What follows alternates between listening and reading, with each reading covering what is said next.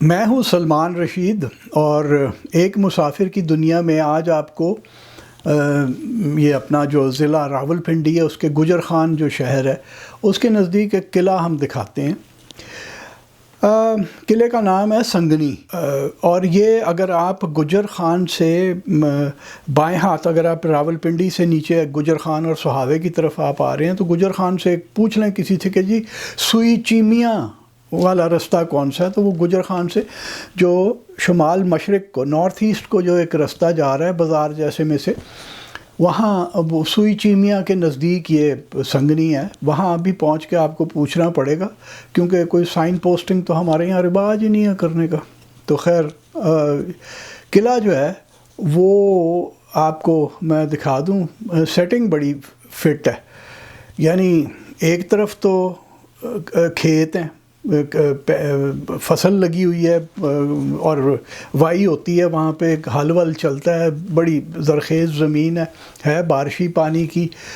نہر وہر کوئی نہیں ہے یہاں پہ، اور قلعہ تھوڑی سی ایک اونچی سی جگہ کے اوپر ہے۔ پرلی طرف یکلخت وہ گرتا ہے کوئی 20 میٹر، یعنی 60-65 فٹ کی وہ فال ہے، اور اس کے نیچے ایک ندی بہہ رہی ہے، چھوٹی سی ندی ہے، اور پرے پیچھے پھر وہ وادی ہے پوری کی پوری، وہ جو میدانی علاقہ ہے۔ اب یہ جو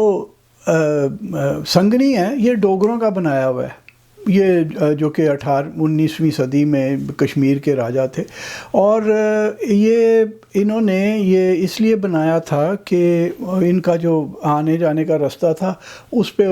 یعنی کشمیر سے چل کے اگر راولپنڈی یا پشاور کی طرف، یا جو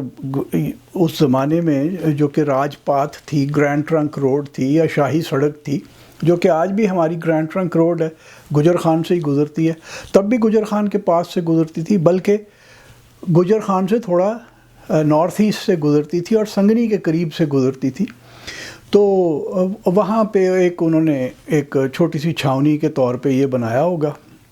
یہ قلعے کی بناوٹ بڑی دلچسپ ہے، اور جیسے کہ باقی ان کے قلعے ہیں، جیسے رام کوٹ جو کہ منگلا کی جھیل کے اندر آ گیا وہ، یا اپنے کشمیر کے اندر مظفر آباد والا قلعہ جو ہے، یہ نہیں ہے کہ یہاں پہلے کچھ نہیں تھا۔ یہاں جو مجھے جو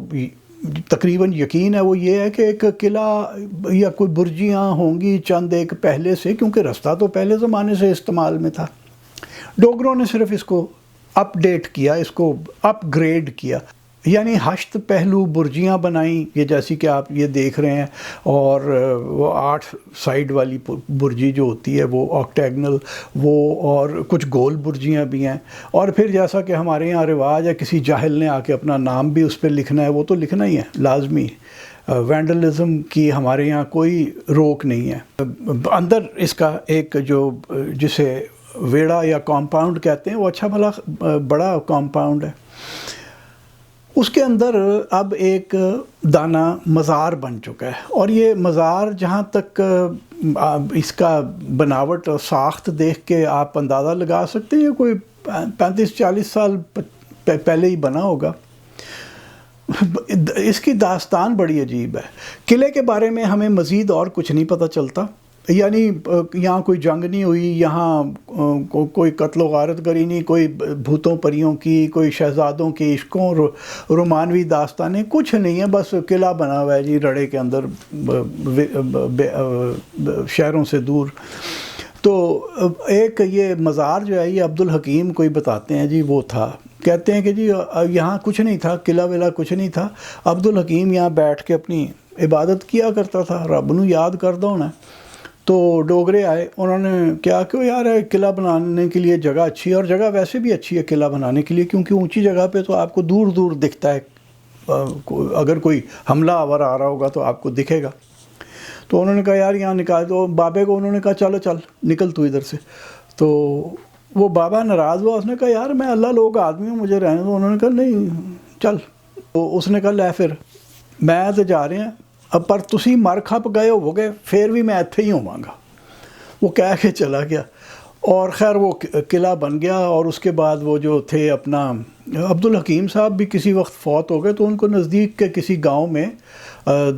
دفن کر دیا گیا۔ اس کے بعد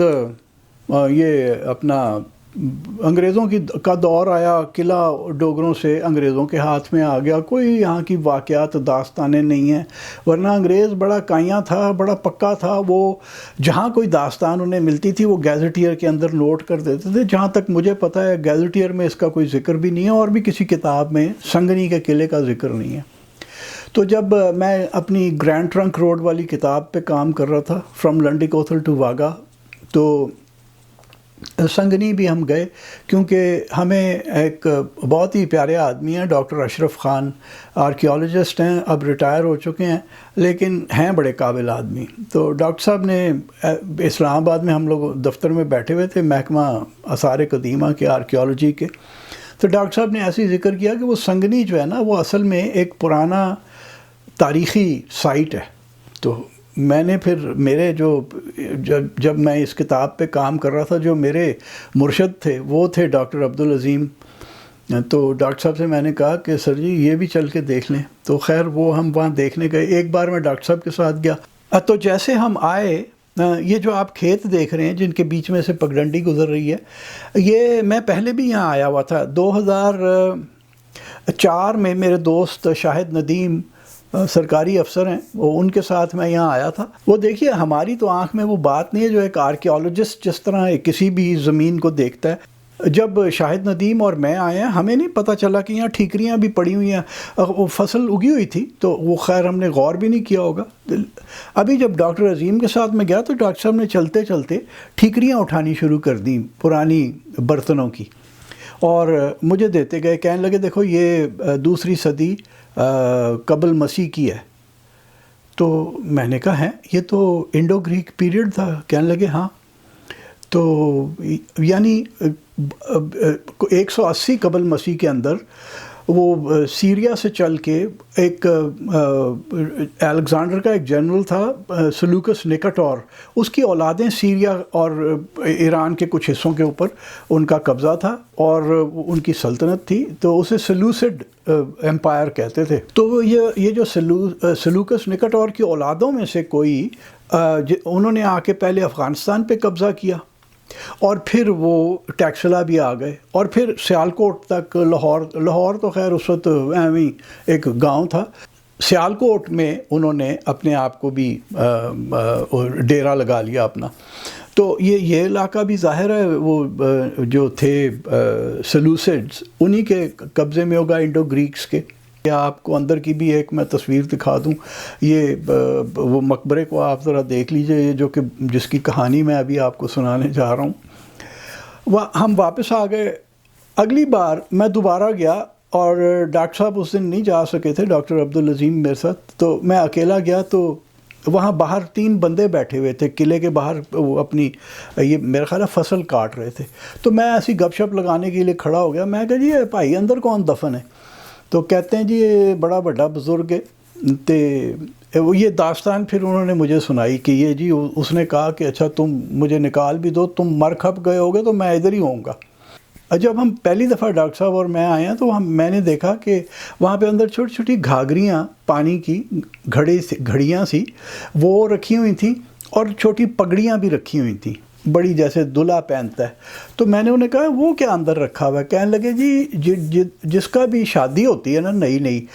وہ میاں بیوی اگر دلہا دلہن ادھر آ کے سلام نہ کریں، ماتھا نہ ٹیکیں، تو پھر نا ہو سکتا ہے کہ ان کی شادی خراب ہو جائے، لیکن جو یہ کام کر لے اس کی طلاق کبھی نہیں ہوتی۔ تو میں کہا جی اچھا ہے تو بڑی گل ہے۔ تو میں نے ان سے ایسے ہی پوچھا، میں نے کہا بھین کدی یہ بھی ہویا ہے کہ کدی کسی دی ہو گئی ہوئے تو وہ آیا ہوئے کہ جی ساڑی پگڑی تے گاگری واپس کر دیو؟ سوچ ہی پڑ گئے وہ بندے، لیکن وہ آپ ایسی بات زیادہ پریشر نہیں کر سکتے نا اس کو، تو وہ میں چپ ہو گیا۔ پھر خیر وہ مجھے خود ہی بتانے لگے کہ جناب اندر آپ نے وہ دیکھا ہے ایک برجی کے اندر ایک سوراخ ہے، اس میں سے نیچے ندی نظر آتی ہے، پانی اس کا نظر آتا ہے۔ تو میں نے کہا کہ ہاں وہ تو ہم نے دیکھ لیا، اس کی تصویر بھی اتار لی تھی، آپ تصویر دیکھ لیں، یہ وہ سوراخ ہے برجی کے اندر ہی ہے سوراخ، اور وہ نیچے کوئی اپنا 20-22 میٹر نیچے ندی گزر رہی ہے، تو اس کا نیلا پانی ہے۔ تو کہنے لگے کہ جی یہ جو پانی ہے نا یہ کالی کھانسی کا علاج ہے، لیکن اگر آپ ادھر سے جا کے ندی کے اندر اتر کے آپ یہ پانی لیں گے تو پھر نہیں ہے،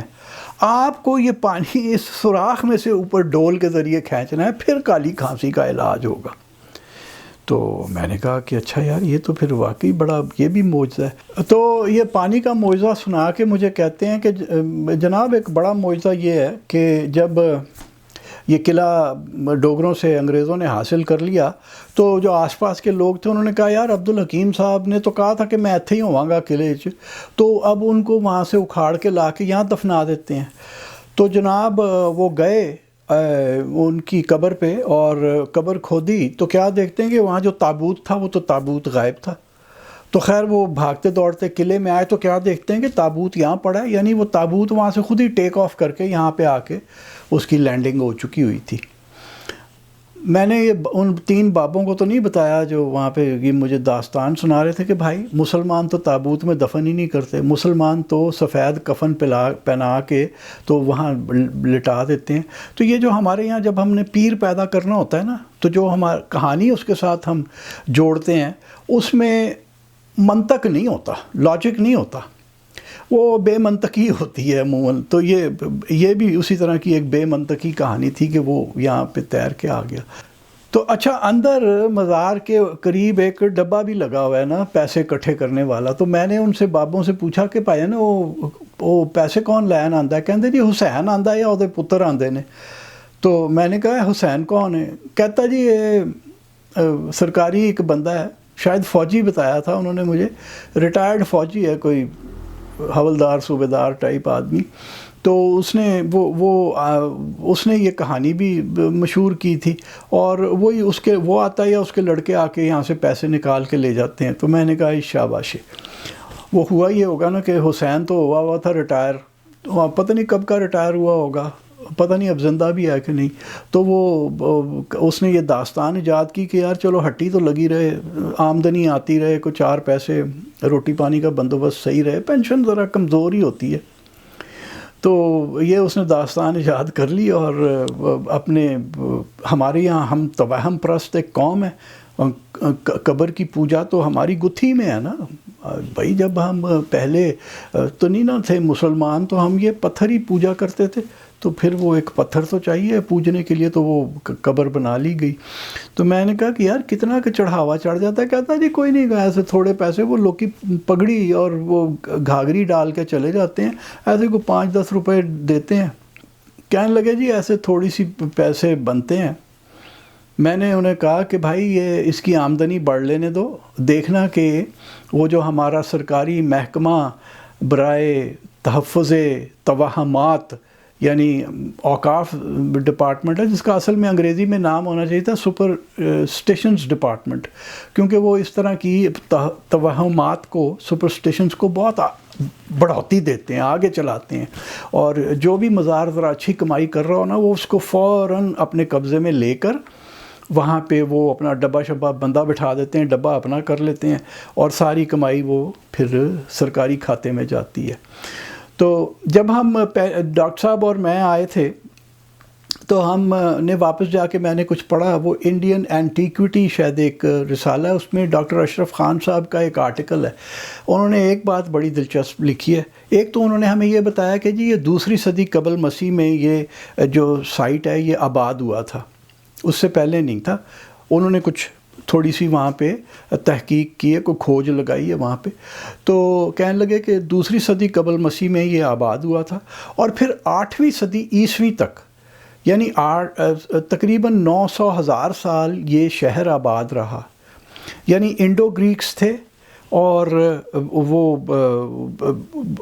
لگتا تو ایسا ہی ہے کہ انڈو گریکس نے ہی آباد کیا ہوگا، اور اس کے بعد پھر وہ باقی جو یہاں پہ ایک پریڈ لگی رہی کہ انڈو گریکس کے بعد سیتھینز آئے، پھر پارتھینز آئے، پھر ساسانی بھی آئے، اور سارے یہاں پہ آنا جانا لگا رہا، تو یہ ان کے قبضے میں رہا ہوگا، اور حتیٰ کہ یہ پھر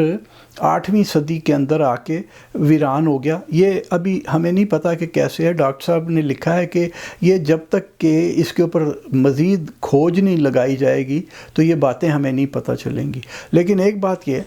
کہ جب 6 صدی کے شروع میں وہ جو ہونے آئے تھے طور امان اور اس کا بیٹا مہر گل،